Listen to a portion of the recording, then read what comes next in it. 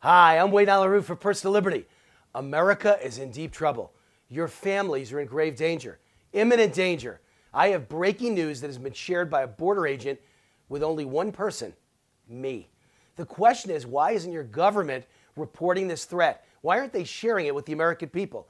And why aren't major mainstream news organizations like the New York Times, CNN, or Fox News reporting on it?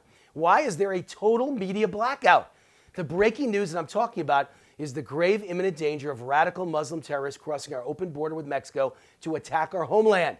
I've warned about this. I've warned it was likely in hundreds of media interviews, speeches, and columns for over a year now.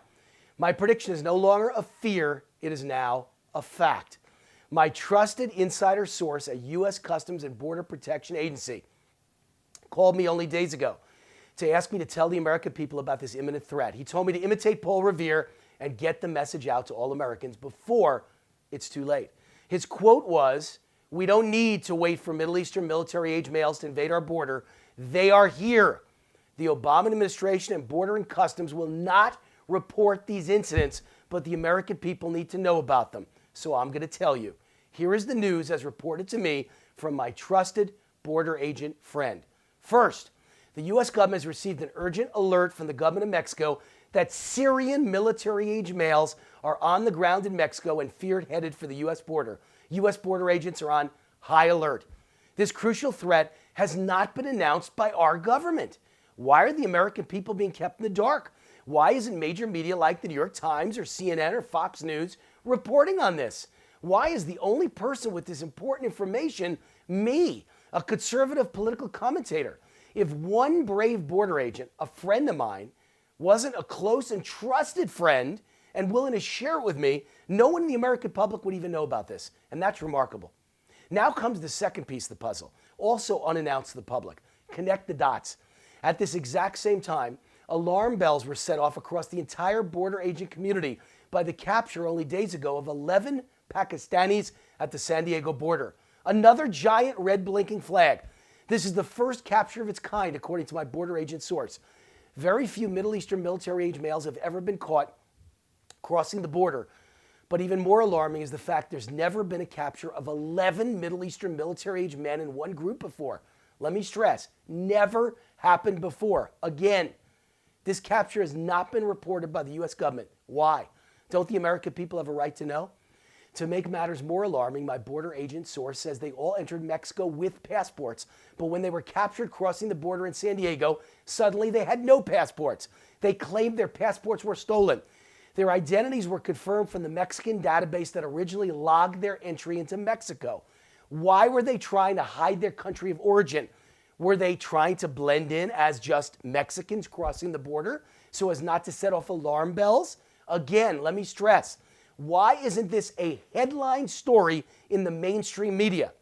Then yesterday, I received a new urgent message from my trusted border agent friend.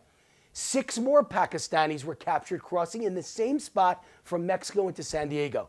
This is no longer a coincidence. This is a pattern. It's a sign of a new threat against our homeland. This is bad news, folks.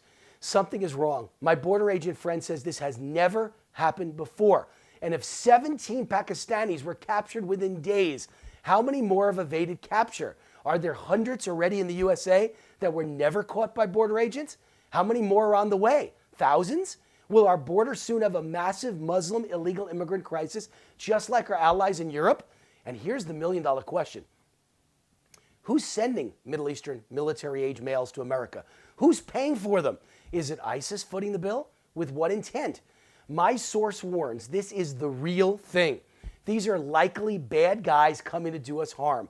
This is proof positive of the disaster we're facing from Obama administration policies that have produced a porous open border with Mexico. And let's not forget, Mexico is warning us that Syrian military-age males are also on the ground, headed our way. Our government has made no announcement of these alerts and incidents. Connect the dots. Our borders are wide open. Thousands of miles are poorly guarded. There is no wall. There aren't enough border agents. Bad guys from the Middle East know our borders wide open. They will send thousands of bad guys our way, knowing they only need a few to get through. These are just the first bad guys from the Middle East caught. But this is a surefire sign that hundreds or perhaps even thousands of others have already crossed into America, or they are en route. We faced immigrant grave danger. Military-age males are not coming here from Muslim war zones to play golf. They're not coming here for jobs. And by the way, newsflash, there are no jobs in America. We have over 94 million working-age Americans not working. They're coming here to do us harm. And how do dirt-poor Middle Eastern military-age males from across the globe get to Mexico? They can't walk. There's an ocean to cross. They are penniless. It costs thousands of dollars per immigrant to be smuggled from Syria or Pakistan halfway around the world to Mexico. Common sense tells us these are radical Muslim terrorists smuggled into Mexico by ISIS or Al-Qaeda to carry out terrorist attacks in the United States. If not, why not smuggle in women or children? Why only military-age males coming from Middle Eastern countries? Common sense dictates the only way Pakistanis or Syrian males could get to Mexico or America is with the help of ISIS or other terrorist organizations. This is a plan. This is a coordinated attack upon the American homeland. Until our borders are secured, until a wall is built, until drones are placed along the border to warn border agents of security breaches, America faces imminent danger and potential mass tragedy. You are not safe. Your children are not safe. Our economy is not safe.